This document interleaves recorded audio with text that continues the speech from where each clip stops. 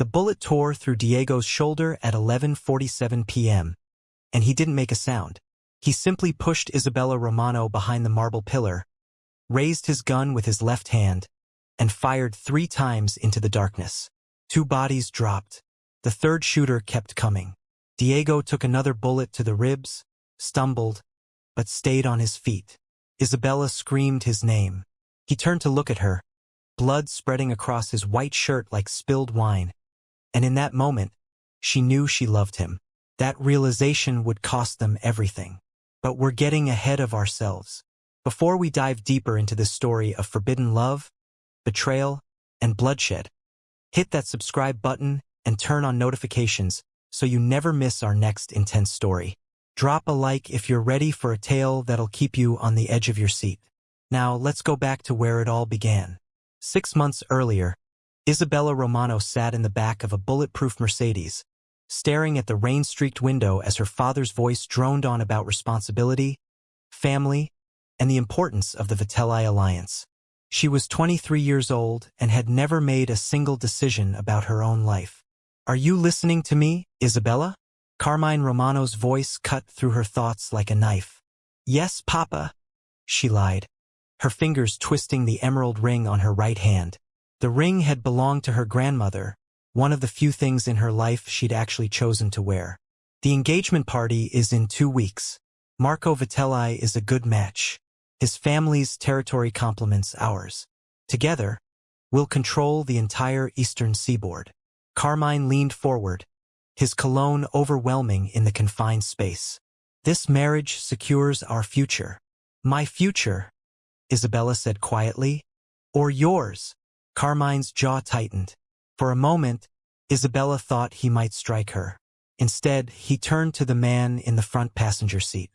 "Diego, tell my daughter what happened to the last person who questioned my decisions."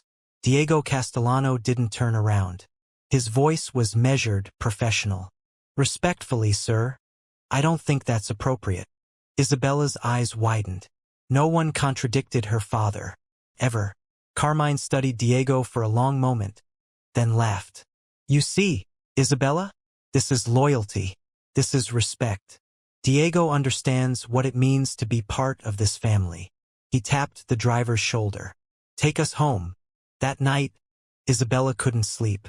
She wandered through the mansion's empty corridors, past the Caravaggios her father had acquired through methods she tried not to think about, past the library where her mother used to read to her before she became a ghost in her own home.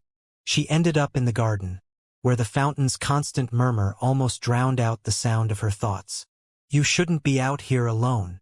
Isabella spun around. Diego stood 10 feet away, his hand resting casually on his hip where she knew he kept his gun. In the moonlight, she could see the scar that ran from his left eyebrow to his cheekbone, a souvenir from whatever life he'd lived before becoming her shadow.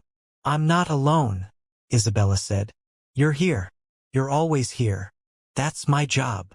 "Does your job include standing up to my father?" She moved closer, curiosity overcoming caution. "No one does that." Diego's expression didn't change.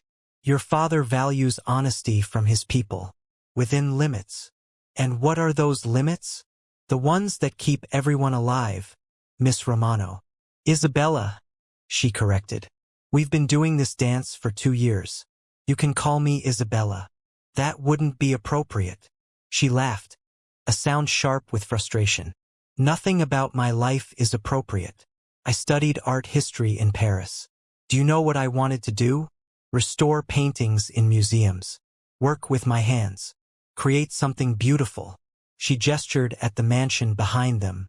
"Instead, I'm a chess piece in my father's game." Diego was quiet for so long she thought he wouldn't respond. Then, "Sometimes the pieces change the game." "How?" The question came out more desperate than she'd intended. "I don't know," Diego admitted, "but I've seen it happen." He stepped back into the shadows. "You should go inside. It's not safe out here." "Safe," Isabella repeated bitterly. "I have 12 bodyguards and I've never been more trapped in my life." She didn't see Diego's expression change, but something in the silence felt different. After a moment, he said, "I'll walk you back." They moved through the garden in silence, Isabella acutely aware of the man 3 steps behind her. At the door, she turned. Diego? Thank you for what you said in the car. He nodded once, then melted back into the darkness. Isabella went to bed wondering what it would be like to be free. The engagement party was a spectacle of excess. 500 guests, a orchestra flown in from Vienna, champagne that cost more per bottle than most people made in a month. Isabella wore a dress the color of fresh blood and smiled until her face hurt. Marco Vitelli held her hand possessively, his palm sweaty against hers. You look beautiful, Marco whispered, his breath reeking of whiskey. I can't wait until you're mine. Isabella's smile never wavered. The wedding isn't for 6 months. 6 months too long. His grip tightened. My father thinks we should move it up. Why wait? Because maybe the world will end. Because maybe I'll disappear. Because maybe I'll wake up and this will all be a nightmare. Whatever our families decide, Isabella said instead. The attack came at midnight. Isabella was on the terrace, stealing a moment of air, when the first shot shattered the champagne glass in Marco's hand. He screamed. People scattered. Diego appeared from nowhere, his hand gripping Isabella's arm hard enough to bruise. Get down! He shoved her behind a marble pillar as bullets chewed through the space where she'd been standing. The orchestra's music cut off, replaced by screaming and gunfire. Diego's gun was already out. He moved like liquid death, each shot precise, calculated. Isabella watched through the spaces between her fingers as 3 men in black tactical gear advanced through the garden. Diego took the first one down with a bullet to the throat. The second collapsed, clutching his chest. The third one was faster, smarter. His bullet caught Diego in the shoulder. Diego stumbled but didn't fall. He switched his gun to his left hand and kept firing. Isabella saw blood spreading across his white shirt, dark and wet. She screamed his name without meaning to. Diego glanced back at her, just for a second, and in that second the third shooter fired again. The bullet took Diego in the ribs. This time he went down on one knee. The shooter advanced, gun raised for the killing shot. Isabella didn't think. She grabbed a champagne bottle from the ground and threw it with all her strength. It hit the shooter in the face. Not hard enough to stop him, but enough to make him hesitate. Diego put 2 bullets in his chest. Then it was over. Security poured onto the terrace. Her father appeared, rage and fear warring on his face. Isabella, are you hurt? I'm fine. She couldn't take her eyes off Diego, who was trying to stand despite the blood pouring from his wounds. He needs a doctor. He needs to do his job, Carmine snapped. Diego, report. Diego's face was pale, but his voice was steady. 3 shooters, sir. All down. Probably Kozlov's people, based on their weapons. He swayed slightly. Miss Romano is unharmed. Good. Carmine grabbed Isabella's arm. Get her inside. Diego, you've earned a hospital visit. Try not to die. Good bodyguards are expensive. They tried to keep her away from the hospital, but Isabella was her father's daughter. She knew how to get what she wanted. She bribed a nurse, slipped past her remaining guards during a shift change, and found Diego's room at 3 in the morning. He was awake, staring at the ceiling. Bandages wrapped his shoulder and torso, and 4 dripped clear fluid into his arm. When Isabella entered, he tried to sit up. Don't, she said quickly. You'll tear your stitches. You shouldn't be here. Everyone keeps telling me where I shouldn't be. She sat in the chair beside his bed. You took bullets for me. That's my job. Stop saying that. The words came out sharper than she'd intended. She took a breath. You could have died. You almost did die. And all you can say is it's your job. Diego was quiet for a long moment. Then, what else would you have me say? The truth. The truth is dangerous. I'm so tired of being protected from the truth. Isabella leaned forward. My whole life, everyone's protected me from reality. Protected me from knowing what my father really does. Protected me from making my own choices. Protected me from living. She reached out, stopped just short of touching his hand. You're the first person who's ever treated me like I could think for myself. You can, Diego said quietly. You're smarter than your father gives you credit for. Then tell me the truth. Why did you stand up to him in the car? Why didn't you shoot me when you had the chance? Diego's eyes widened slightly. What? In the garden. When the shooting started. You could have used me as a shield. Left me to die and saved yourself. It would have been the logical choice. She met his gaze. But you didn't. Why? The machines beeped in the silence. Diego's jaw worked like he was chewing on words he couldn't spit out. Finally. Because some things matter more than logic. Like what? Like you. The words hung in the air between them, fragile and dangerous as spun glass.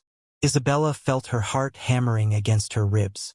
Diego, you should go, he said roughly. If your father finds out you were here, I don't care. You should. Diego closed his eyes. I've seen what your father does to people who cross him. It's not pretty. Is that a warning? It's a fact. Isabella stood. At the door, she paused. You whispered my name. When you were going down. You said, Isabella. Diego opened his eyes. I don't remember that. Liar. But she smiled when she said it. Get better, Diego. I need you. She left before he could respond, but she felt his eyes on her back all the way out. The official story was that the attack had been a warning from a rival family, a reminder that the Romano-Vitelli alliance had enemies. Privately, Carmine doubled Isabella's security. Diego, once recovered, was assigned as her primary bodyguard. He would be within 20 feet of her at all times. I trust you with my daughter's life, Carmine told Diego in his office. Isabella standing silently by the door. Don't make me regret that trust.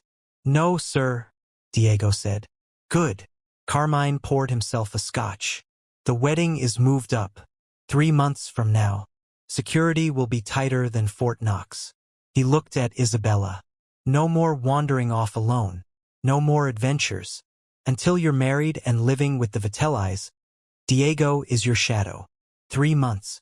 The words felt like a death sentence. Isabella nodded mutely. The days that followed were torture of a different kind. Diego was always there. In the car, in the hallway outside her room, standing silent and watchful while she ate breakfast. She started testing his limits. Staying up late in the library, knowing he couldn't leave his post. Taking long walks in the garden at midnight. Asking him questions he couldn't or wouldn't answer. Do you ever think about leaving?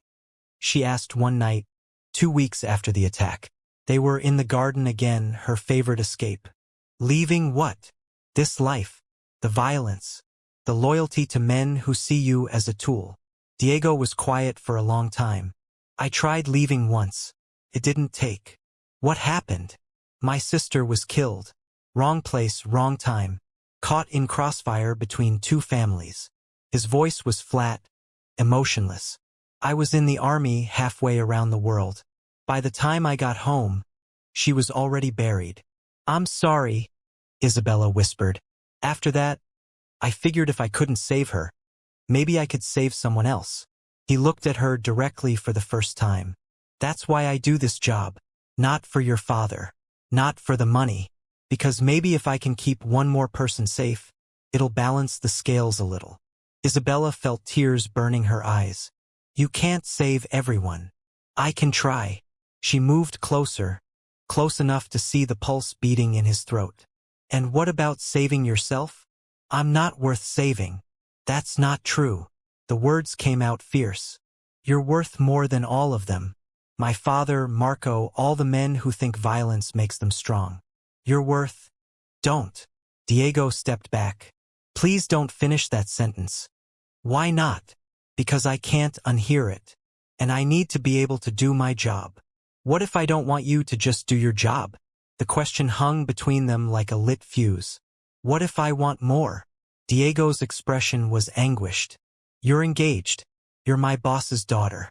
It's impossible. Everything worth having is impossible. Isabella reached out, touched his hand. His skin was warm, calloused. He didn't pull away. I don't love Marco. I'll never love Marco. But you, Isabella, stop. But he turned his hand over, his fingers closing around hers. This can't happen. It already is happening. They stood there, hands linked in the darkness, and Isabella felt like she was standing on the edge of a cliff. One more step and they'd both fall. The terrifying part was she wanted to jump. If your father finds out, Diego said quietly, he'll kill me, and then he'll lock you away until the wedding. Then we won't let him find out. This is insane. Yes. Isabella pulled him closer. But I've been sane my whole life, and it's gotten me nothing but a cage. Diego's resistance crumbled. He pulled her against him, his arms wrapping around her waist. They stood like that for a long moment, just holding each other. Then Diego stepped back. We have to be smart about this, he said. No one can know. Not your father. Not the other guards, not anyone. Okay. I mean it, Isabella. One slip and we're both dead. I understand. She smiled. So when can I see you? Really see you, not just as my bodyguard. Diego thought for a moment. There's a warehouse on the east side. Your father owns it, but it's not in active use. I can get keys. Tomorrow night, after your father's asleep. I'll be there. This is crazy, Diego said again. But he was smiling now, a real smile that transformed his face. Crazy is getting married to a man I hate to please a father who sees me as property. Isabella took his hand again. This is the first sane thing I've done in years. If you're hooked on this story, make sure you hit that like button and drop a comment telling us what you think is going to happen next. Will Diego and Isabella's forbidden love survive? Or is tragedy waiting around the corner? Keep watching to find out. The warehouse smelled of dust and old machinery. Isabella arrived first, her heart pounding so hard she thought it might burst through her ribs. She told her night guard she was going to sleep early, then climbed out her window like a teenager. The risk made her feel alive in a way she hadn't felt in years. Diego appeared from the shadows, and suddenly she understood why people wrote poetry about love. He wasn't wearing his usual suit, just jeans and a dark shirt. His gun still holstered at his hip because he was always prepared for danger. But his eyes were different, soft, vulnerable. You came, he said. Did you think I wouldn't? I hoped you'd come to your senses. But he was walking toward her, closing the distance between them. Run away. Forget about this. No. Isabella met him halfway. I'm done running. Done forgetting.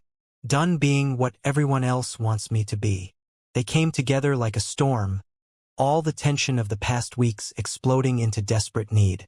Diego's kiss was hungry, searching, and Isabella met him with equal desperation.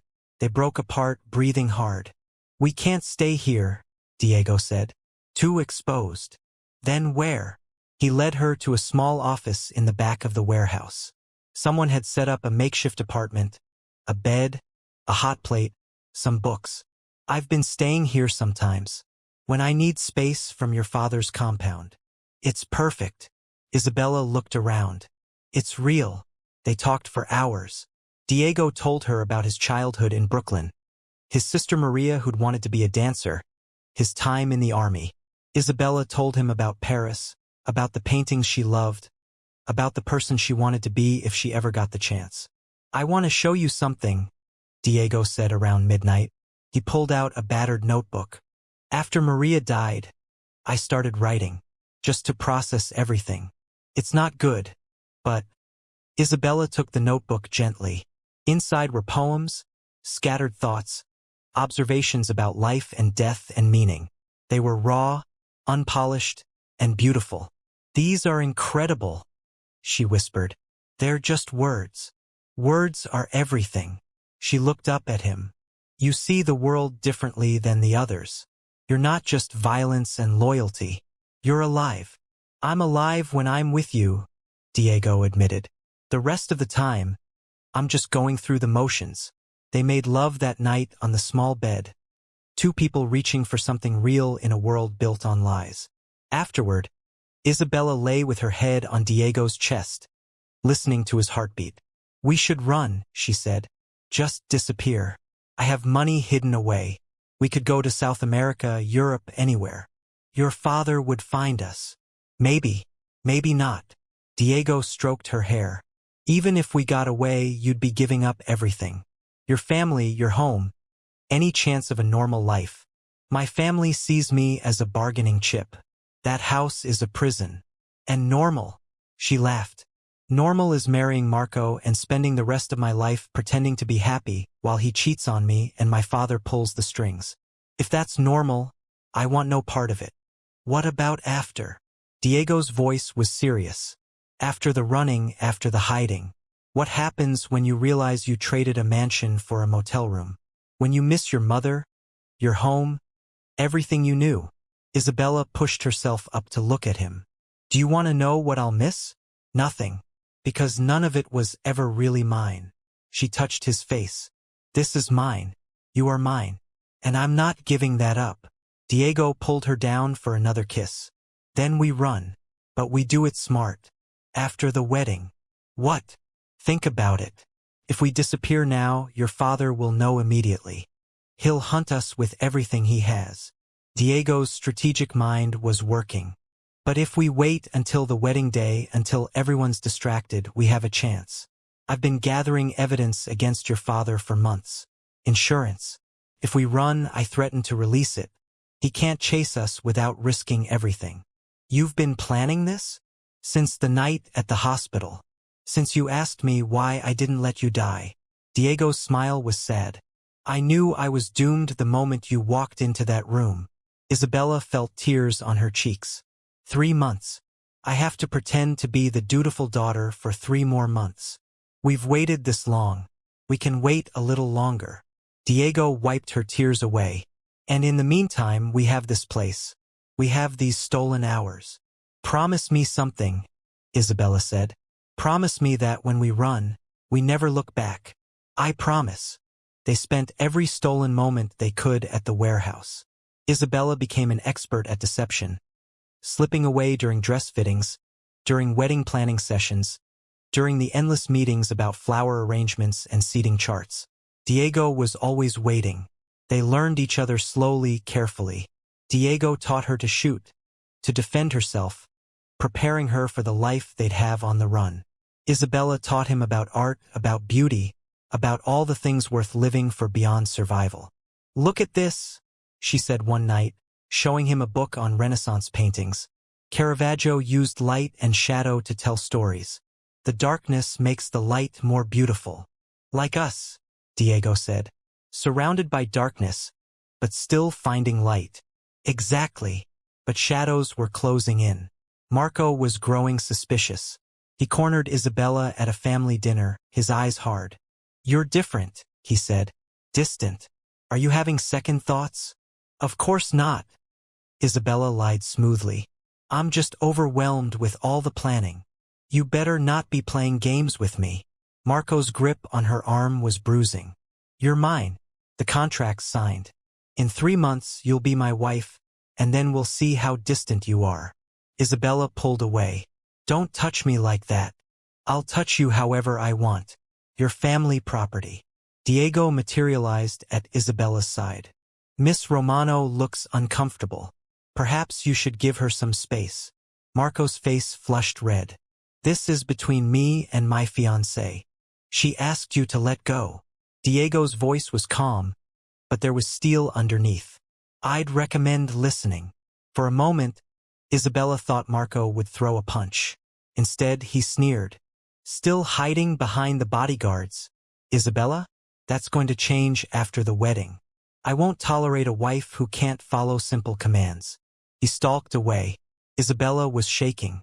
I can't marry him. Diego, I can't. You won't, Diego said quietly. Just 2 more months. We can do this. But 2 months felt like an eternity. The pressure was building.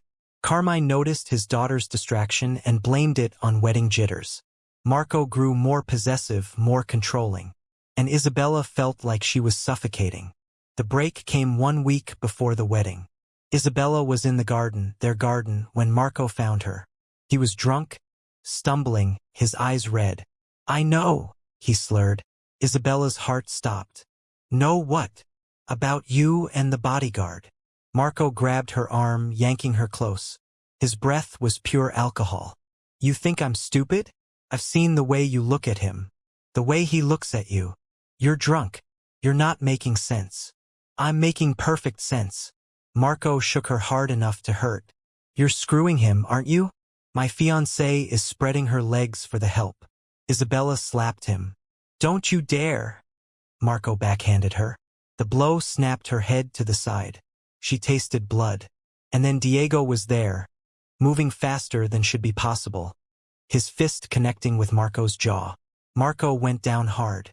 Touch her again, Diego said quietly. And I'll kill you. Marco spat blood. You're dead. Both of you are dead. I'm telling Romano right now. No, a new voice said. You're not. Isabella's mother stood in the garden entrance. Elena Romano was a ghost of the woman she'd once been, pale and thin and usually silent. But her voice now was strong. Mother, Isabella breathed. Go inside, Marco, Elena said. Sleep off the alcohol. In the morning, this conversation never happened. The hell it didn't. I'm telling Romano his daughter's a... You'll tell my husband nothing. Elena moved closer. Because if you do, I'll tell your father about the women you keep in the city. The gambling debts your family doesn't know about. The cocaine habit you think is so secret. Marco's face went white. You're bluffing. Try me. Elena's smile was cold. I've spent 30 years in this family watching, listening, surviving. You think I don't know where all the bodies are buried? Literal and figurative. Marco looked between the three of them, then stumbled away, cursing. When he was gone, Elena turned to Isabella and Diego. You need to leave, she said simply. Tonight, not after the wedding. Now. Mother, we have a plan. Plans change. Elena pulled an envelope from her pocket. Here, passports, cash, account numbers. I've been preparing this for months. Isabella stared. You knew. A mother knows. Elena touched her daughter's face gently. I've watched you wither in this house like a flower without sun. Then Diego came, and you started to bloom again. She looked at Diego. You love my daughter? Yes, Diego said without hesitation. Enough to keep her safe? To give her the life she deserves. I'll die trying. Good. Elena pressed the envelope into Isabella's hands. There's a car waiting at the east gate. The guard there owes me a favor. You have 2 hours before Marco sobers up and realizes I was bluffing about most of that. Most of it? Isabella asked. Elena smiled.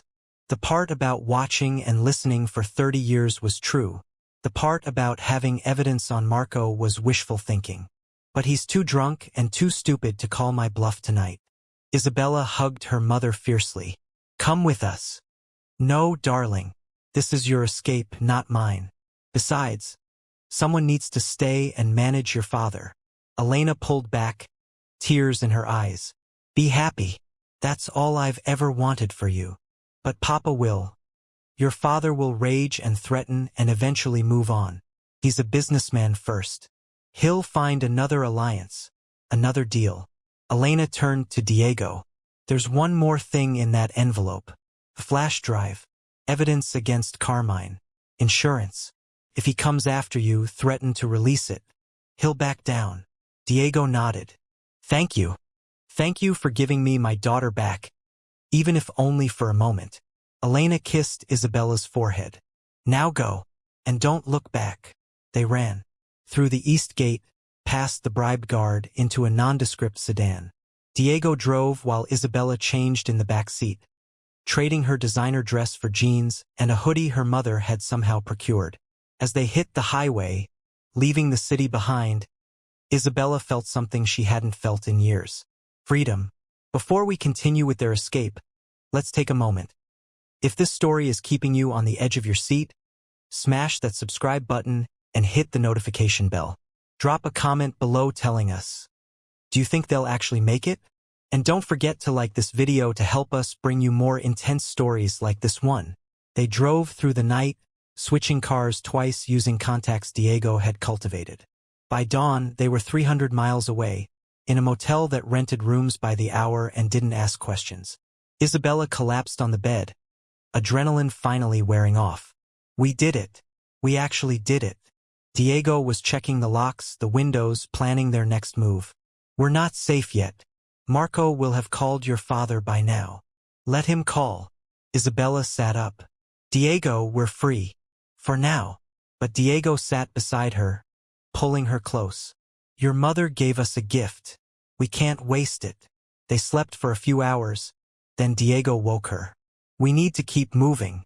I have a contact in Virginia who owes me a favor. He can get us better documentation, help us disappear properly. The next week was a blur of cheap motels and greasy diners, always looking over their shoulders. Diego's contact in Virginia came through, new identities, a paper trail that led nowhere. They became Michael and Sarah Torres, a young couple from California moving east to start over. Where do we go?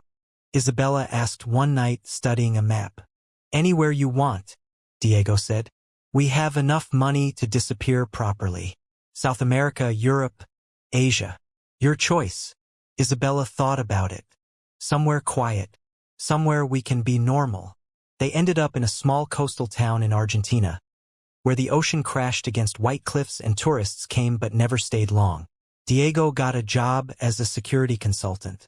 Isabella started painting again, selling her work at local markets. They rented a small house with a garden where Isabella grew tomatoes and Diego taught her to cook. It was perfect. It was peaceful. It was terrifying, because every knock on the door made them freeze. Every stranger's glance made them reach for weapons they'd hidden throughout the house. Every phone call was potentially their last. He's going to find us, Isabella said one night, 6 months into their new life. My father. He's going to find us eventually. Maybe, Diego admitted. But maybe not. Your mother's evidence is good insurance. And we were careful. Were we careful enough? Diego pulled her close. If he finds us, we run again. And again. And again. For as long as it takes. I don't want to run anymore. Isabella looked up at him. I want to stand and fight. Against your father? Isabella, that's suicide. She smiled without humor. Maybe. Or maybe it's freedom. Real freedom. Not just hiding, but actually being free. They debated it for weeks. Diego argued for continued caution. Isabella argued for confrontation. In the end, a phone call made the decision for them. Is this Sarah Torres? The voice on the line was unfamiliar. Who is this? Isabella's hand shook as she gripped the phone. A friend of your mother's. She wanted me to tell you. I'm sorry. She passed away last week. Heart attack. Isabella sank to the floor.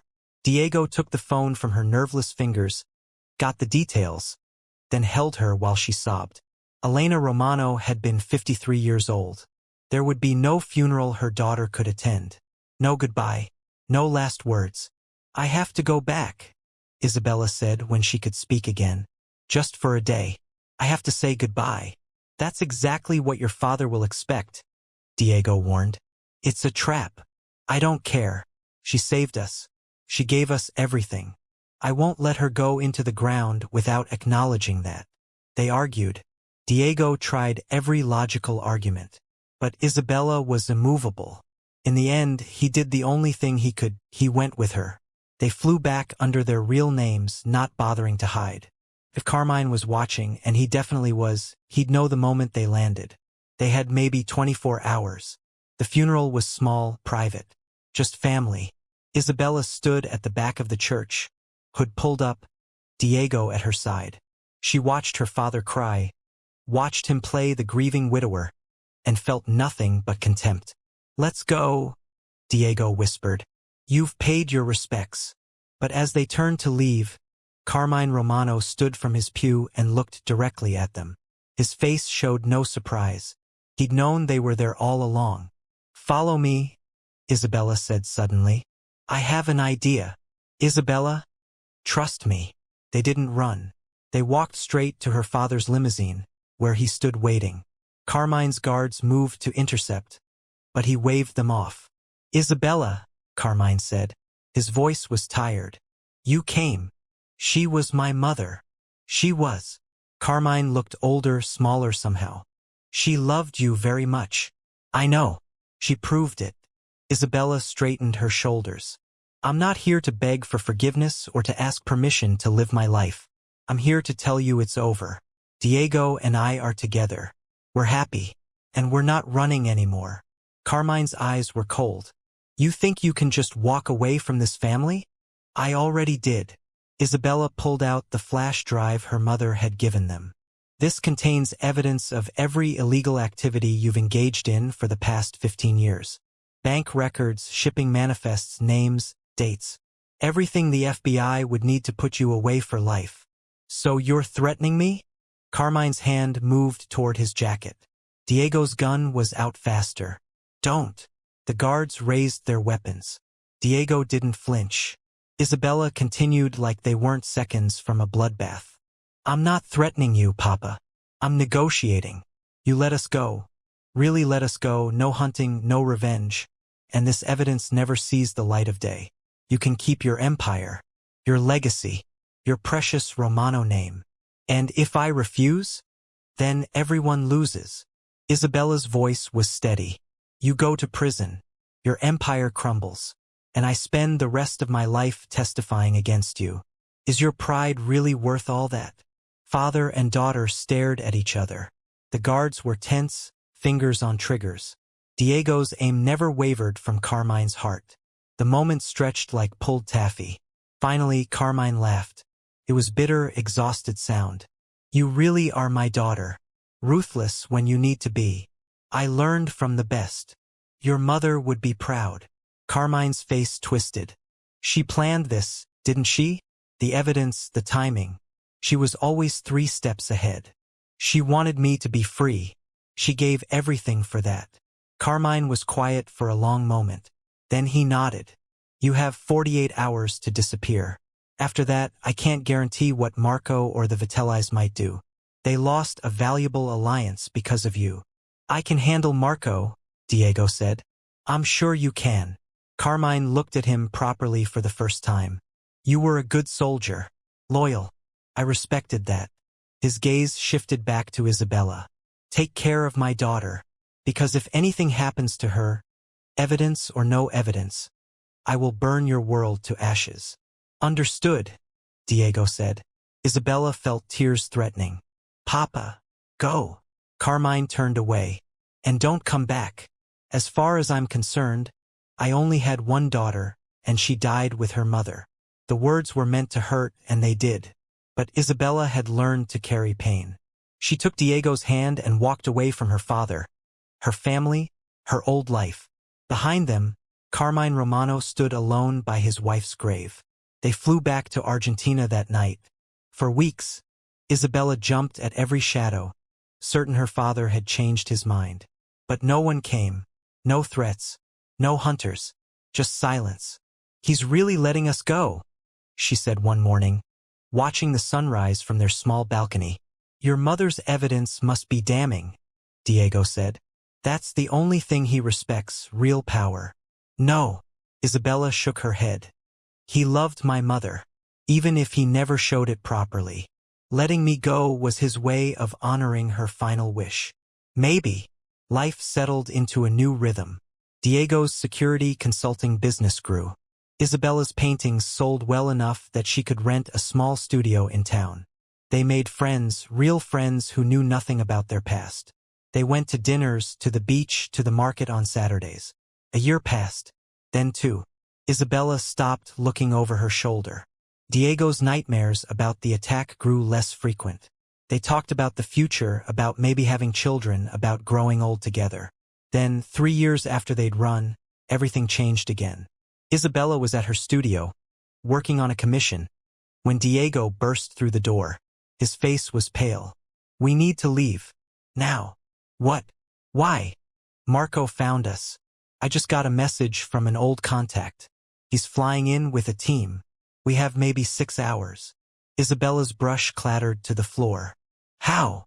Does it matter? Diego was already moving, throwing her supplies into a bag. We run, like we planned. No. Isabella caught his arm. No more running. Isabella, listen to me. She pulled out her phone. We call my father. Remind him of our deal. He controls Marco's family. One phone call from him and Marco backs down. Your father let us go. We can't ask him for more. We're not asking. We're reminding him of the consequences if Marco kills us. The evidence goes public automatically.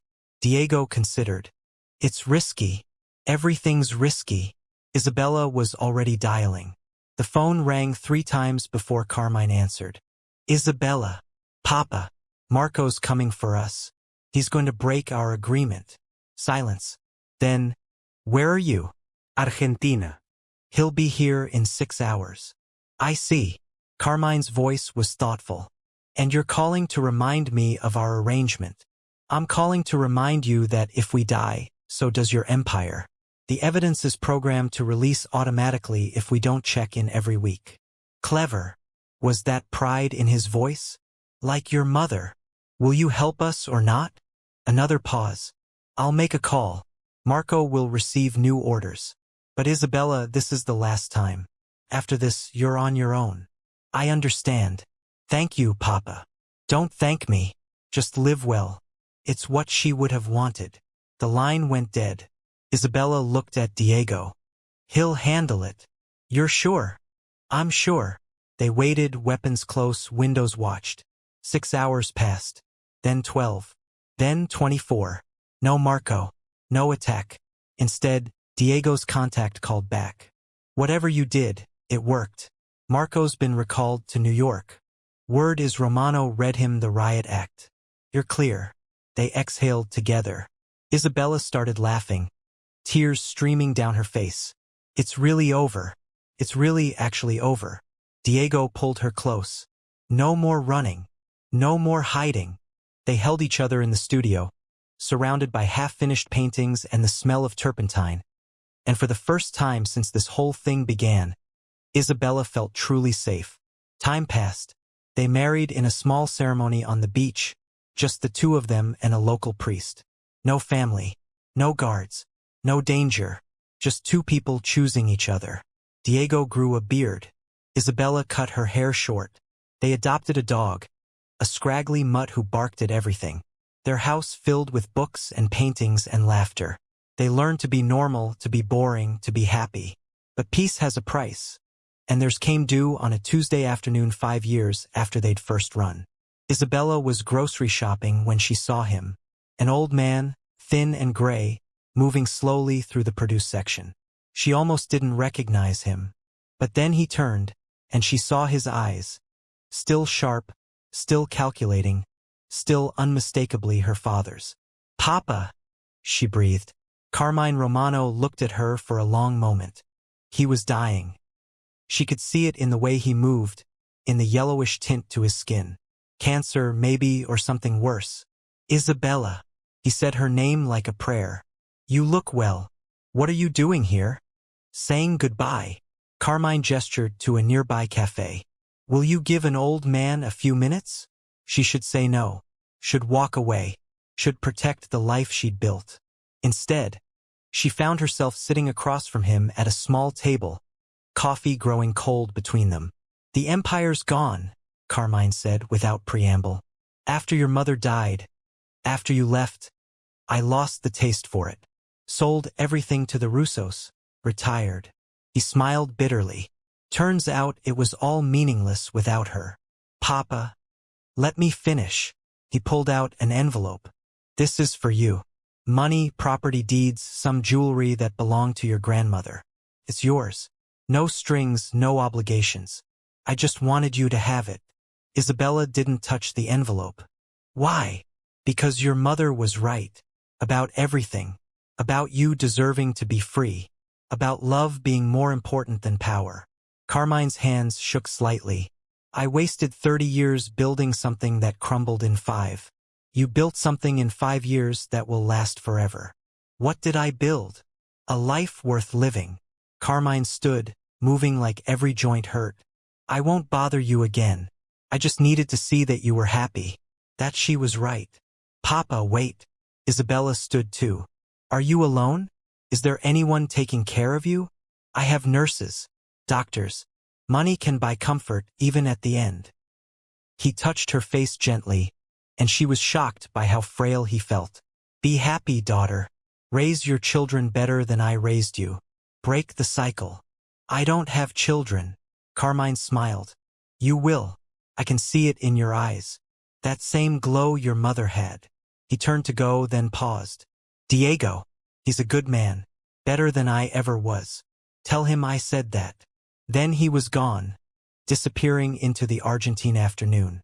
Isabella stood there, envelope in hand, tears running down her face. She never saw him again. 3 months later, Diego's contact sent word. Carmine Romano had died in his sleep, alone in a New York hospital room. Isabella cried for 3 days. Not for the man who'd tried to sell her like property, but for the father who'd come halfway around the world to say goodbye. For the man who'd learned too late what really mattered. He loved you, Diego said, holding her. In his way. I know. That's what makes it so sad. They used some of Carmine's money to expand the house, to add a nursery. Isabella was pregnant, 3 months along, just starting to show. They hadn't planned it, but when the test came back positive, they'd both cried with joy. What if we mess it up? Isabella asked one night, her hand on her belly. What if we're terrible parents? We won't be, Diego said with certainty. Because we know what terrible parenting looks like. We'll do the opposite. It can't be that simple. Why not? Diego kissed her forehead. We love each other. We'll love our child. We'll give them choices, freedom, safety. Everything we didn't have. Their daughter was born on a spring morning, screaming her displeasure at the world. They named her Elena, after Isabella's mother. She had Diego's eyes and Isabella's stubborn chin. Watching Diego hold their daughter for the first time, Isabella finally understood what her mother had given up for her.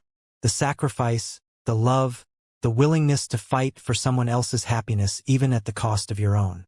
Thank you, she whispered to her mother's memory. For everything. Life continued. Elena grew into a wild, fearless child who climbed trees and asked constant questions. Diego taught her self-defense but also poetry. Isabella taught her to paint and to stand up for herself. They raised her to be strong, independent, and kind. Sometimes, tourists would come to Isabella's studio and remark on her paintings. Dark, beautiful things full of shadows and light. They'd ask about her inspiration. I paint freedom, Isabella would say. What it costs and what it's worth. On quiet evenings, when Elena was asleep and the house was still, Isabella and Diego would sit on their balcony and watch the ocean. They didn't talk much anymore about the past, about the life they'd left behind.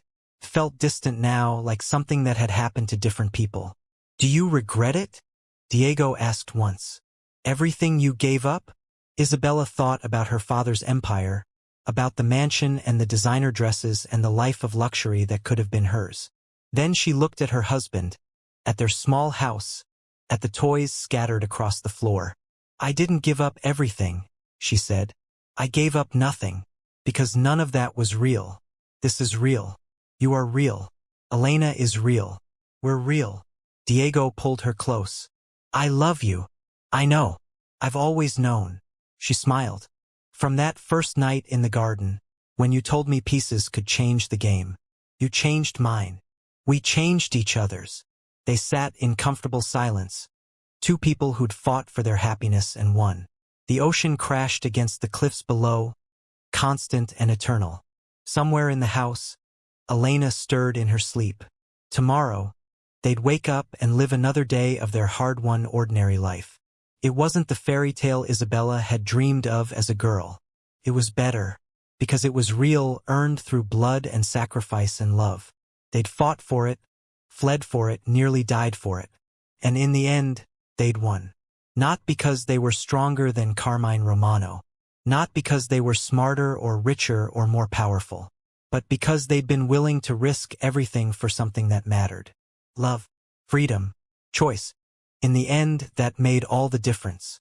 Years later, when Elena was old enough to ask questions, they told her a sanitized version of the truth. How they'd met, how they'd fallen in love, how they'd had to fight to be together. They left out the violence, the danger, the body count, but they kept the important parts. So you ran away? Elena asked, eyes wide. We ran toward something, Isabella corrected. Toward each other, toward freedom, toward this life. That's so romantic, Elena sighed. Diego laughed. It was terrifying, but worth it. Elena looked between her parents. Every second, Isabella said. Every single second. If the story moved you, if it kept you watching until the very end, do us a favor.